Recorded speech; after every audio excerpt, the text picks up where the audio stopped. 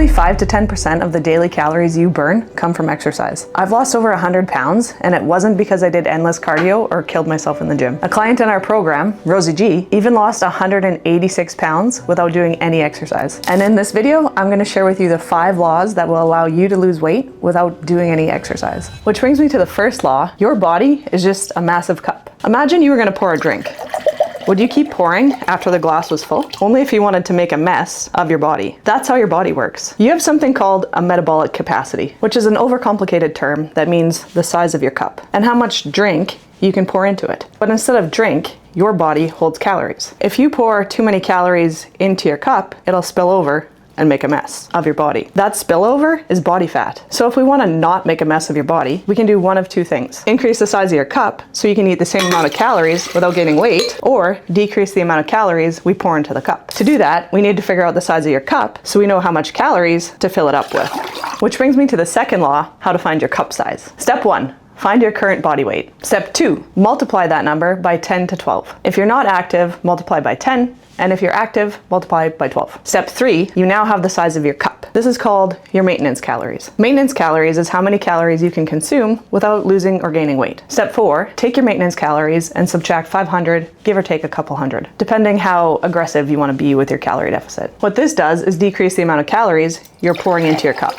This is called a calorie deficit. You can only lose weight when you pour in less drink than your cup can hold. Now this only works if you actually know how much drink you're pouring into your cup, which means you need to measure the drink you're pouring into your cup. And the only way to do that is to buy a food scale, weigh every piece of food, and track it in MyFitnessPal. Intuitive eating doesn't work. Don't try it. I mean, you can if you want to continue on with your current body, which is fine if you want to stay that way. But if you want to change in your body, something has to change. I've tracked my food off and on for about 18 years, and the only time I actually made real progress in my fat loss was when I was basing my calorie deficit off of data instead of feelings. When I feel like I'm eating in a calorie deficit is not the same as when I actually am. It's not that you need to be perfect. What's better than saying, I can't lose weight no matter what I try? And doing things like blaming your hormones? Being unaware or basing your calorie deficit off of feelings is where people fuck it up. It's very easy to think that you're not eating that much or that you're in a calorie deficit, but if you're basing it off of feelings, you don't have any tactical data to actually make the change, and it's easy to just blame other things and avoid taking responsibility for your health. The idea of tracking your food and the time you think it's going to take is way more overwhelming than actually tracking your food. It seems like a lot, but in reality, it's not. Challenge yourself to not actually hit a calorie goal or a macro split goal, and just start with tracking what you're eating. Improvement starts with awareness. Moving on, caloric awareness is a more powerful tool than any amount of cardio. Here's a real life example. It would take me approximately an hour and 15 minutes to burn 300 calories on the treadmill. It would take me about 30 seconds to scarf down 2 spoonfuls of peanut butter, which is equal to over 300 calories, and then there went all my hard work. A lot of our clients, when they start with us, aren't even in a position where going to the gym would get them the best bang for their buck on time invested in themselves. It will always be a better use of your time to focus on calories going in your mouth versus calories you're trying to burn. If you wanted to save money, you would put more money into your bank account than you take out. Fat loss is the opposite. If you want to lose fat, you need to put less calories into your bank account than you're taking out. The calories into your bank account is the food that you're eating, the calories out being the calories you're burning in a day. If you withdraw more money than you're putting in, you go into debt, and in this case, debt is fat. People who can't lose weight, regardless of what they try, drastically underestimate how many calories they're consuming on a weekly basis. Which brings me to the third law. Track your weekly average over your daily average. Think about it like this. If you zoom out and look at it on a weekly basis instead of a daily basis, it's like looking at an airplane going across the globe. It's not always on track. Sometimes it's a millimeter this way, sometimes a millimeter that way, and they're continually making course corrections. That way, they're not like, oh, we're supposed to be going to China, but we're 1 millimeter off this way, so fuck it, let's just go to Hawaii instead. This is what you may be doing if you're looking at it on a daily basis and you have one meal that's off plan and you just full send, raid the pantry because, well, I'll just start tomorrow, I already fucked up today. If you're only in a calorie deficit Monday to Thursday and you're spending Friday, Saturday, Sunday out overeating and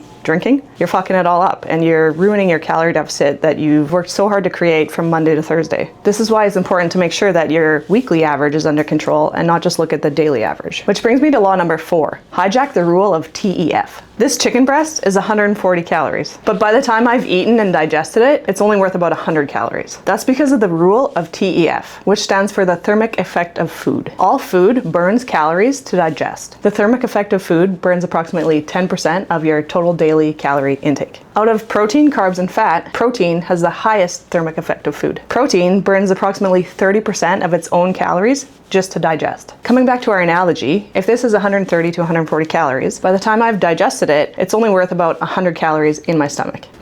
So let's do some math. If you were to eat 150 grams of protein a day, that would equal to about 600 calories gross. You'd then burn about 180 calories just digesting that protein. So by the time it's digested, you get about 420 calories net in your stomach. So not only is protein good because it has a high TEF, but it also helps with the development and preservation of muscle tissue. And muscle tissue also burns more calories just at rest. So the more of it you're able to keep on your body, the more calories you burn just existing. A calorie deficit will make you lose weight, but there's a difference between weight loss and fat loss. If you lose weight, you could be losing muscle also. But if you're doing the things like prioritizing protein while in a calorie deficit, you're more likely to lose fat and not muscle. So your weight loss will come from fat loss, not muscle loss. That's why you have to be eating enough protein so that you can preserve that muscle tissue while in a calorie deficit. A few years ago, I was in a calorie deficit and eating keto, so not prioritizing my protein at all. And I ended up looking not toned. More recently, when I was prepping for a bodybuilding show, I was prioritizing protein and I looked toned.